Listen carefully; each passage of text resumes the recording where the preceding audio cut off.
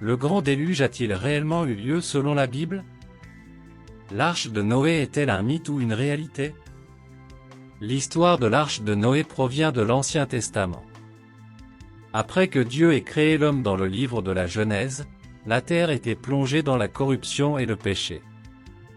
Face à cette situation, Dieu décida de lancer un grand déluge pour purifier la terre, mais il ne souhaitait pas anéantir toute forme de vie. Il ordonna donc à Noé de construire une arche et d'y rassembler une paire de chaque espèce animale.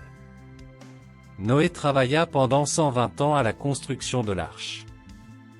Pendant tout ce temps, il suppliait Dieu de ne pas détruire l'humanité, mais Dieu, après avoir réfléchi pendant ces 120 années, ne changea pas d'avis et envoya finalement le déluge. Après 40 jours et 40 nuits de pluie incessante, la terre fut recouverte d'eau et la plupart des créatures disparurent. Seules les espèces présentes dans l'arche survécurent.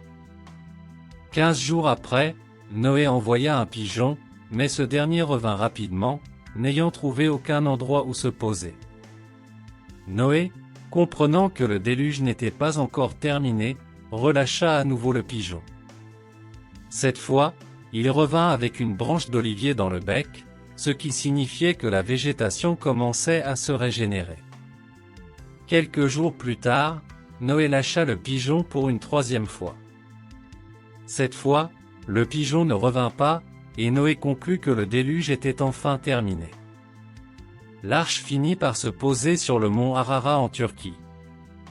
À ce moment-là, Noé aperçut un arc-en-ciel dans le ciel, un signe qu'il interpréta comme le pardon de Dieu pour l'humanité. Concernant la longévité de Noé, la Bible explique que l'espérance de vie humaine avant le déluge était beaucoup plus grande qu'après. Avant le déluge, des personnages tels que les rois vivaient plusieurs siècles, tandis qu'après, la durée de vie humaine se réduisit considérablement. La Bible précise également les dimensions de l'arche de Noé, elle mesurait 300 coudées de long, 50 coudées de large et 30 coudées de haut. En unité moderne, cela correspond à environ 135 à 190 mètres. Une personne aux Pays-Bas, avec l'aide de cette autre, a même reconstruit l'arche à l'échelle réelle en 4 ans et 2 mois. On dit que cette arche pourrait contenir l'ADN de toutes les espèces vivantes et qu'elle peut accueillir jusqu'à 10 000 personnes.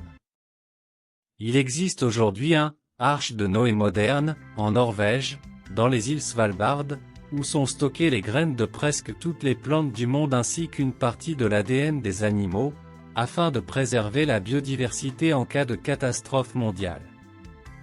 Il serait préférable de ne pas prendre l'arche de Noé moderne comme exemple, mais plutôt de se rappeler que chacun est responsable de la protection de la Terre. Pour plus de vidéos intéressantes, n'hésitez pas à consulter notre page d'accueil et à commenter. Restez attentifs, le prochain épisode sera encore plus passionnant.